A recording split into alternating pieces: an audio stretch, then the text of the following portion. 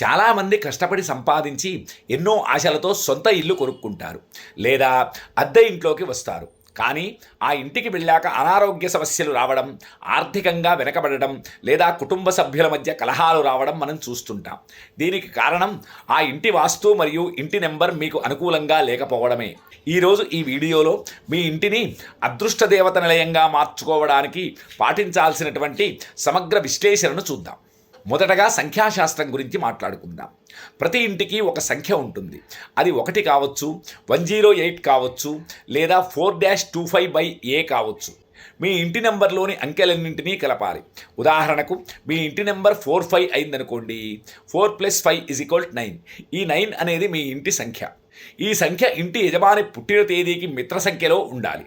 ఒకవేళ మీరు 1వ తారీఖు పుట్టి ఉండి ఆ ఇంటి నెంబర్ 8 వస్తే ఆ ఇంట్లో పనులు ఆలస్యం అవ్వడం, మానసికంగా ఒత్తిడి పెరగడం వంటివి జరుగుతాయి. ఇలాంటి సందర్భాల్లో గోడలు పడగొట్టక్కర్లేదు. కేవలం ఇంటి పేరులో లేదా నెంబర్ ప్లేట్లో చిన్న మార్పులు చేయడం ద్వారా ఆ వైబ్రేషన్ను మార్చవచ్చు. వాస్తు అనేది కేవలం దిశలు మాత్రమే కాదు, అది పంచభూతాల సమతుల్యత. ఈశాన్యం అంటే దైవమూల. ఇక్కడ బరువులు ఉంచకూడదు. ఇక్కడ నీటి నిల్వ ఉండడం చాలా శుభప్రదం.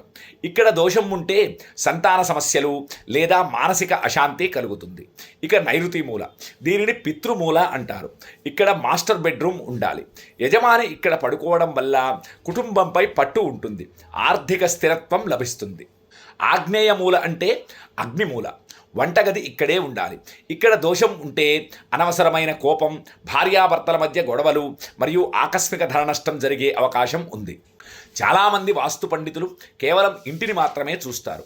కానీ మేము అనుసరించే SGAN astro numeric DNA mapping పద్ధతిలో మీ జాతక చక్రాన్ని మరియు మీ ఇంటి వాస్తును కలిపి విశ్లేషిస్తాం.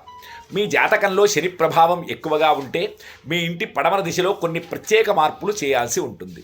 మీ పుట్టిన తేదీలో ఏ అంకెలు మిస్ అయ్యాయో చూసి ఆ శక్తులను మీ ఇంట్లోకి ఆహ్వానించేలా లైఫ్ స్ట్రెంత్ థెరపీ ద్వారా పరిహారాలు సూచిస్తాం. మీ ఇంటి అదృష్టాన్ని పెంచడానికి కొన్ని సులభమైన సూత్రాలు. మీ సింహద్వారం దగ్గర ఎప్పుడూ చెప్పులు చిందరవందరగా ఉంచకండి. ఇంట్లో విరిగిపోయిన అద్దాలు లేదా మూలపడిన పనికిరాని వస్తువులను వెంటనే తొలగించండి. ప్రతిరోజు సాయంత్రం వేళ ఇంట్లో దీపారాధన లేదా సాంబ్రాణి ధూపం వేయడం వల్ల నెగిటివ్ ఎనర్జీ పోతుంది. మీరు ఉంటున్న ఇల్లు మీకు కలిసి రావడం లేదనిపిస్తుందా? కొత్త ఇల్లు కొనాలనుకుంటున్నారా? అయితే ఆలస్యం చేయకండి. మీ ఇంటి నెంబర్ మరియు వాస్తు విశ్లేషణ కోసం కింద ఉన్నటువంటి నెంబర్తో మమ్మల్ని సంప్రదించండి. మీ జీవితంలో సుఖశాంతులు వెల్లివిరియాలని కోరుకుంటూ శ్రీమాత్రే నమః. స్వస్తి.